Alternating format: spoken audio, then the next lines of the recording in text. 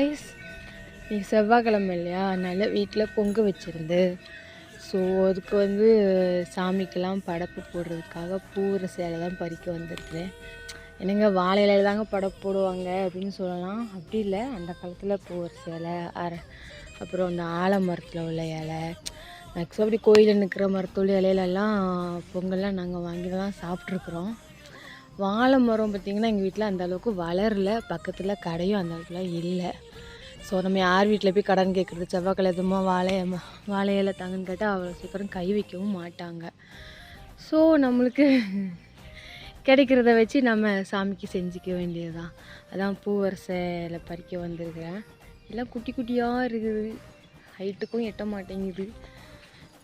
ஆமாம், உங்களுக்கும் இந்த மாதிரி பூவரச இலையில் பொங்கல் வாங்கி சாப்பிட்ட அனுபவம் இருந்துச்சுன்னா கண்டிப்பாக கமெண்ட்டில் சொல்லுங்கள்.